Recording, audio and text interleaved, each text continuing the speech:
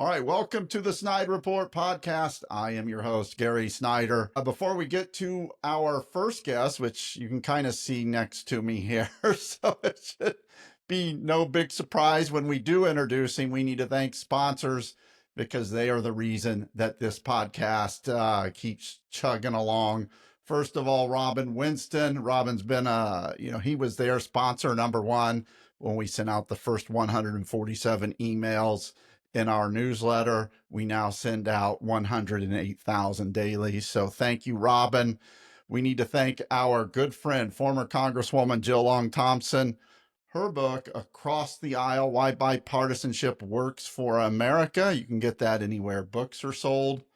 Congressman Andre Carson, been a longtime sponsor of the newsletter, welcoming him over here to the podcast. Former two-term governor and two-term Senator Evan Bayh. Thank you, Senator Bayh. State Representative Cherish Pryor, longtime sponsor of the newsletter. Now we welcome her to the podcast. And last but not least, State Senator Greg Taylor. Thank you, Senator Taylor. My guest today is former White House communications guru and CNN star, Pete Seat. Pete, welcome. I haven't heard you introduce me as former White House communications guru in like 10 years. It's been a long time. Yeah, until the radio station fired me. I mean, you were a weekly staple on the Gary Snyder show. A very creative name you had. Well, this one's just as creative, and you're consistent. That's what I like. I try. Now, a lot of people may be going, why the hell do you have him on? He's not a Democrat. And that would be correct. And I'm grateful for that. I'm sure you are. Sometimes I am not. So, but we wanted to bring you on today because you kind of caught my attention on CNN yesterday when they were talking about the flying Trump Grand Air Trump one that Qatar, is it called Qatar? Qatar, I think, is how you're supposed to pronounce it, but there's a you're the billion communications ways. expert. I'm just a podcaster, so. So the $400 million flying luxury jet from Qatar, and your thoughts on that kind of. I don't know if it caught me off guard because I've never seen you as someone that falls right in line with the Trump camp. Matter of fact, I would probably see you more as a never Trumper, more independent. But tell us a little bit about your take on this plane being gifted to, I'm going to say Trump because the initial report said that he was going to get to keep it when he left office. That's kind of changed a little bit, but your thoughts on it. Sure. Yeah, it's funny, Gary, because I said the exact same thing Sunday night on CNN that I said Monday morning on CNN, but it was like a pin dropping, in the middle of a forest on Sunday. Nobody heard it. Said the same thing Monday morning, and it caught a lot of people off guard. I think, and I'll tell you why. There was one particular part, but my take has been, and I'll just back up for a second. I'm someone who has been privileged and fortunate enough to fly aboard Air Force One, domestically and internationally. It is a beautiful aircraft, two of them. There are two 747s that are outfitted as Air Force One, tail numbers 28,000 and 29,000. And it was always a treat to be on board. It is the flying White House. You have everything you could possibly need on board. You can make meals, prepare them fresh right there. There is a medical unit with an operating table. You can cut someone open and do open heart surgery if you had to at 35,000 feet. It truly, truly, truly does ruin commercial air travel for the rest of your life. But this story has bothered me for a number of reasons. And the first and foremost is the optics of accepting a gift like this from a foreign government, a $400 million 747 aircraft. Presidents get gifts from foreign governments all the time. It is customary. We give them gifts. They give us gifts at the head of state level. Typically, they don't get anywhere close to being $400 million worth. And, those gifts become the property of the U.S. government. If a president wants to keep it for their own personal use, and they have to pay fair market value for it. It's that plain and simple. And so the optics of this whole thing bother me. The ethics are troubling. And that is, as you mentioned, the initial reports were that the federal government under this plan would transfer ownership of the plane. Before President Trump leaves office, they would transfer ownership to his presidential library. And the reports were that he would then utilize the plane as a private citizen, as a former president. Now, some of that has been walked back. He himself has said, no, that's not accurate. It would just be on display at my library, much like how Ronald Reagan has an Air Force One that he utilized on display at his library in Simi Valley, California.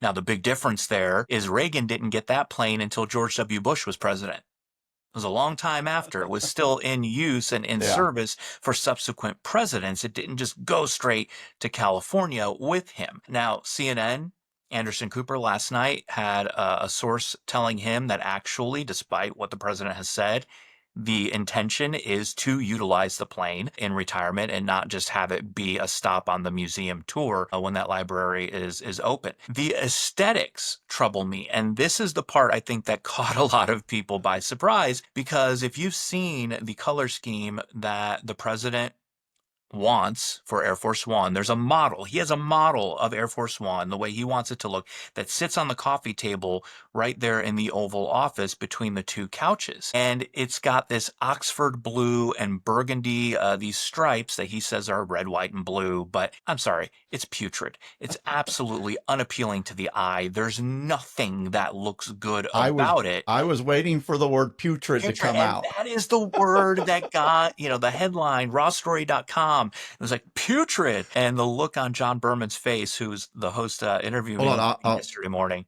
Yeah, his face, which I couldn't see, right? When I'm on, I see nothing. My screen is black. I'm just talking into a void. And it wasn't until afterwards that I was able to see his reaction, which was priceless. I think I posted on social media.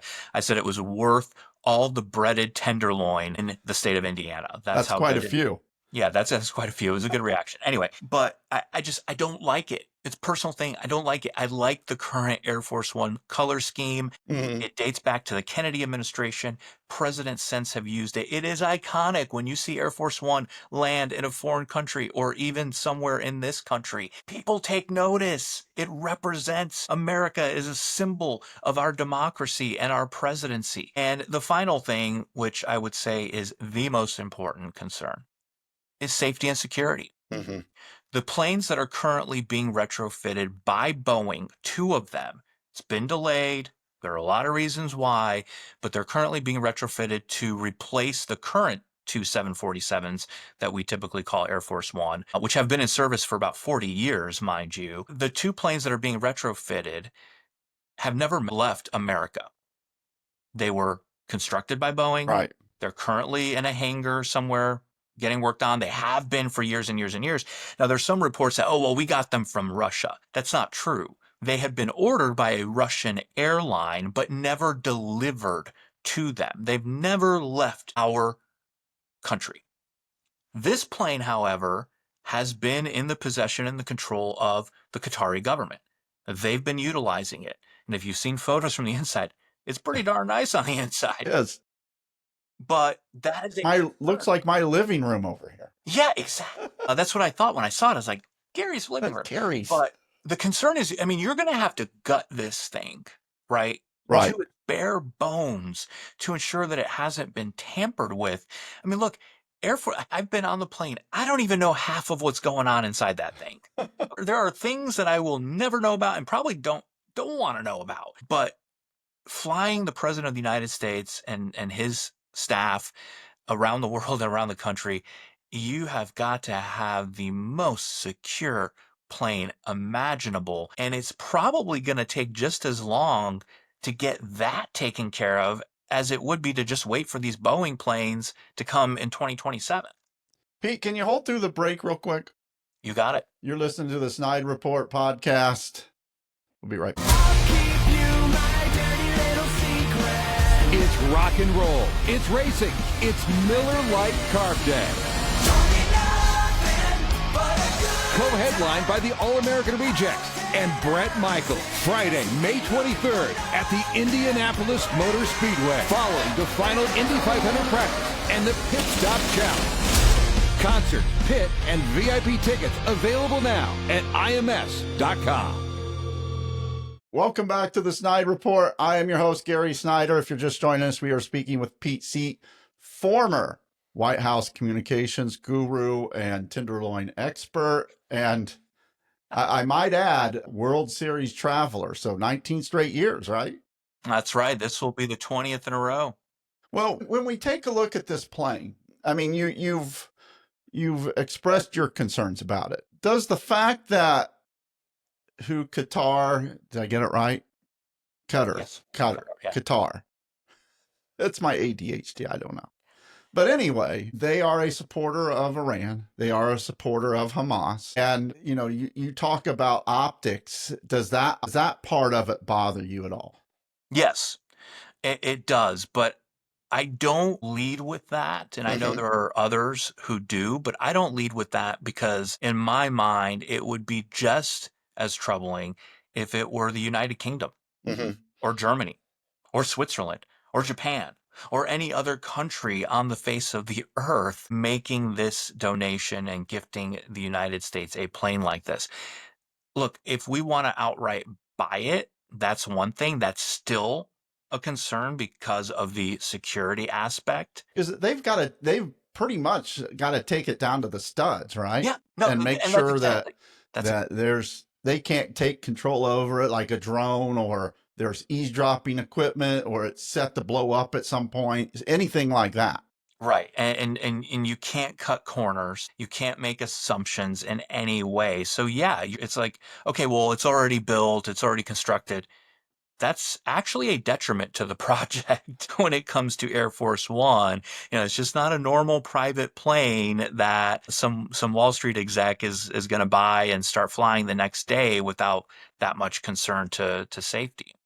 And the projections that I've seen, that it could actually cost more to tear this plane apart, get it the way it needs to be, than it actually costs.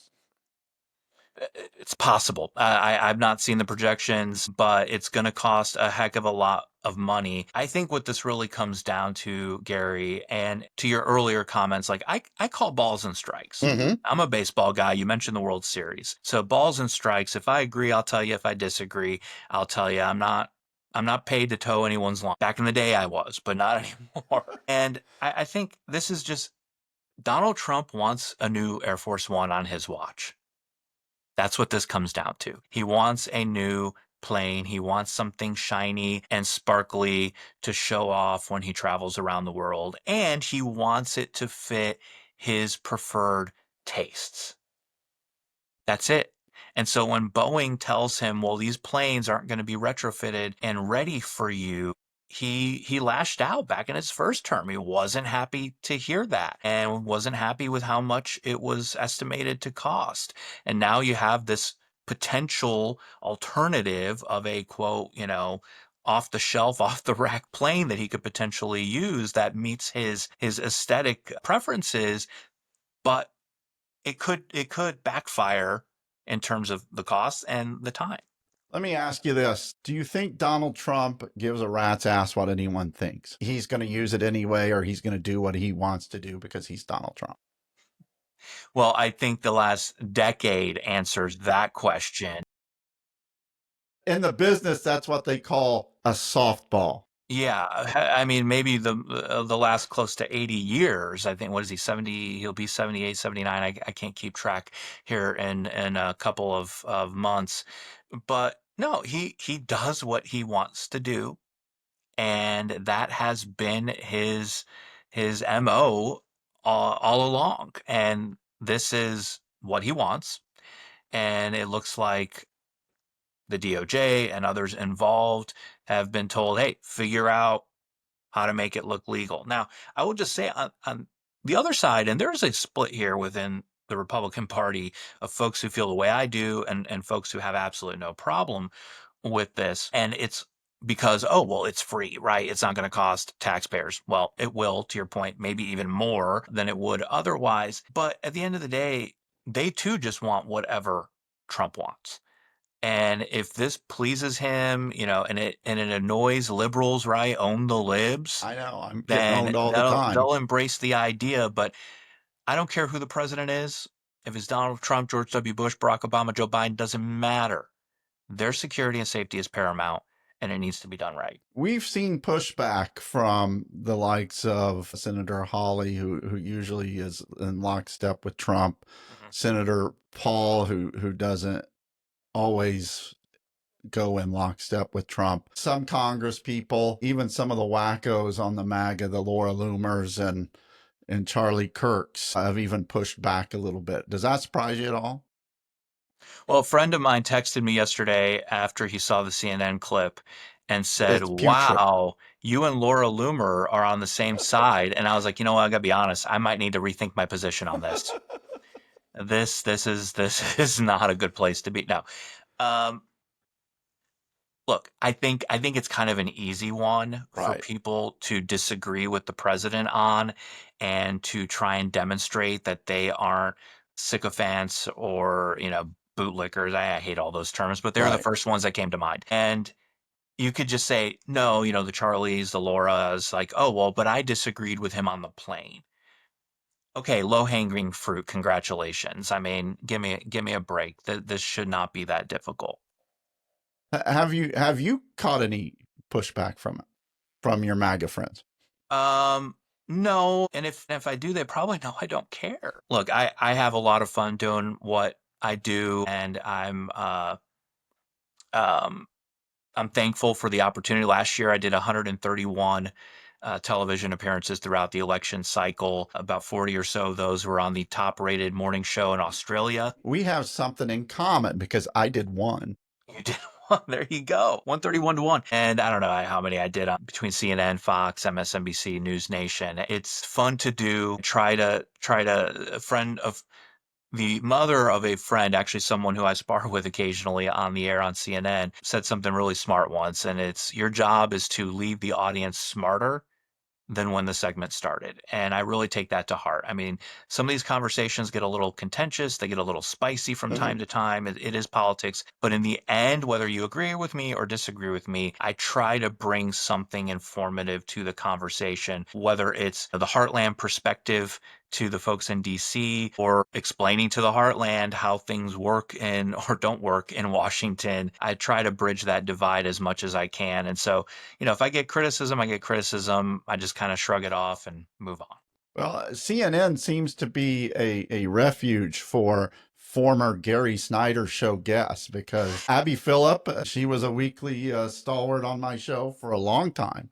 So yeah, I'll be assuming. I know she was off last night. I don't know if she's on Friday or not, but I will be on her show live in New York, 10 p.m. CNN Friday night. Tune in. Give her my best. Will do. Anything else you want to cover before we let you run? I'll just say it's good to see you. Good to know you're doing all right and the podcast is thriving. And let's do it again, assuming you don't get a lot of pushback for having me on. It's all right. I'm like you. I don't care. Before we let you run, Pete, we need to remind everyone of our sponsors, starting with Robin Winston. Thank you, Robin. Great sponsor of the show from the Star and the newsletter. Former Congresswoman Jill Long Thompson. Her newest book, Across the Aisle, Why Bipartisanship Works for America, is out. Go to anywhere you get your books and pick that up. Congressman Andre Carson. Thank you, Congressman Carson, former two-term governor, and two-term Senator Evan Bayh. Thank you, Senator Bayh. We have Cherish Pryor, State Representative Cherish Pryor, and State Senator, well, I lost my notes here, Greg Taylor. Apologize. I was about to do it for you. I remember. It's Taylor, damn it. Hit the subscribe button below. That way you can go ahead and get the notification anytime we launch a new podcast. Hit the like button. Leave us a comment. We love your comments, and we'll probably use them on a mean comment show at some point. Thank you, Pete. I'm Gary Snyder. This is the Snide Report. We're out.